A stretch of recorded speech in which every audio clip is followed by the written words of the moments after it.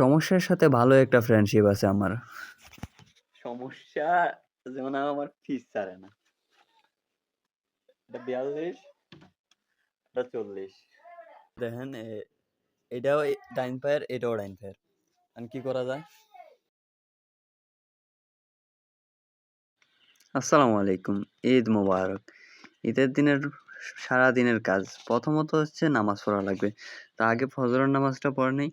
ফজরের নামাজ পড়ার পর হালকা একটু রেস্ট নেওয়ার পর তারপরে গোসল করি, কারণ গোসল করে রেডি হয়ে নামাজ যেতে হবে।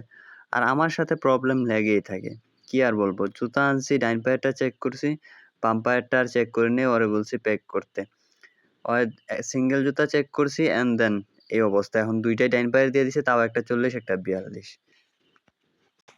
সমস্যা যেমন আমার ফিস ছাড়ে না। এটা ৪২, এটা ৪০। খালি ৪০-৪২ টা না। এই যে দেখেন এটাও ডাইন পায়ের, এটাও ডাইন পায়ের। এখন কি করা যায়? তো কালকে যে এই জুতাগুলো আনাতে এখন চলতে পারতাছি, না হইলে কি যে একটা অবস্থা হইতো। আমার এই বিষয়টা নিয়ে আমার খুব হাসি হয়। আমি এই যে 42 সাইজটা পায়ে দিছি, দিয়া মাপ দিছি, দিয়া ওরে বলছি যে এর সাথেরটা নিয়ে আসতে। আর আমি ক্যাশে গেছি যে দাম দর করতে। দাম দর করছি, ঠিক আছে, উনি জুতার দাম দর হইছে, সুতা ঠিক আছে, ওই ছেলেও প্যাক করে আইনা দিছে। আমি আর প্যাক খুলা দেখি নাই, যেমনে দিছে এমনি নিয়ে এসছি, বাড়িতে এসে দেখি নাই। আর আজকে বার করে এই অবস্থা, এই কাণ্ড আর কি। এখন কি করা? এখন আগামী কাল পরশু লাগার যেদিনে যাই ওই মার্কেটে আবার যে এটা চেঞ্জ করতে হবে। লস প্রজেক্ট, পুরাই প্ল্যানিং মিস। আমার কত সুন্দর আউটফিট, এই আউটফিটের সাথে আমি ভাবছিলাম যে এই জুতা ভালো একটা ম্যাচ দিবে। যাই এখন ঈদের নামাজে। তারপর আর কি, কিছু করার নাই। এখন যাই ঈদের নামাজে, ঈদের নামাজ পড়তে করতে জাস্ট একটু সামনে থেকে বেড়ার ভিতরে ক্যামেরাটা রেখে চলে যাই একটু শ্যুট করতে। শ্যুট নিয়ে আর কি চলে যাই ঈদের নামাজে। প্রথম কাজ হচ্ছে ঈদের নামাজ, ঈদের দিনের প্রথম যে কাজটা।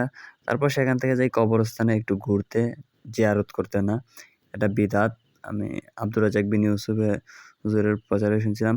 তারপর সেখান থেকে এসে সকালের খাবার, এর আগে আমি নাস্তা করছি, ওইটা ক্যামেরাতে আনি নাই। তো সকালের খাবার বা পোলাও ছিল, রোস্ট ছিল, এই আর কি। এখন রাইট নাও আমরা এখন যাইতেছি মাধবকুণ্ড। ঈদ যে হুট করে প্ল্যানিং যে মাধবকুণ্ড যাইবে, একটা জলপ্রপাত আর কি আমরা এখানে। তো আমরা আজকে এখানে যাইতেছি এখন। So let's go.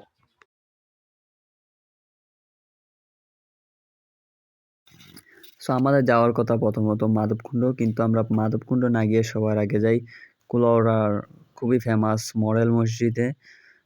আমরা কেন গেলাম মডেল মসজিদে? কারণ এখানে ছবিগুলো খুব জোস আসে। আর তার পাশাপাশি মডেল মসজিদে আমি যাই নাই। আর কুলাউড়া যাওয়ার সেকেন্ড কারণ হচ্ছে গিয়ে কুলাউড়াতে গ্যাস পাম্প, জুড়িতে গ্যাস পাম্প না থাকার কারণে তো ভাবলাম আগে কুলাউড়াতে গিয়ে গ্যাস ভরে নিই। তো গ্যাস নেওয়া শেষে আমরা সোজা চলে যাই মাধবকুণ্ডতে, কারণ আগে মাধবকুণ্ড যাই। তারপর মাধবকুণ্ড গিয়ে টিকেটের লাইন খুব লম্বা থাকে। আমি সেখানকার বাজারে একটু ঘুরলাম, সেখানকার শাড়ি, শাল বা কসমেটিক্স এগুলা দেখার একটু চেষ্টা করলাম, বা কেমন কোয়ালিটি দেখলাম। একতারা দাম চাইছিলাম, ওইটার দাম খুব হাই রেট হওয়ার কারণে নেই নাই।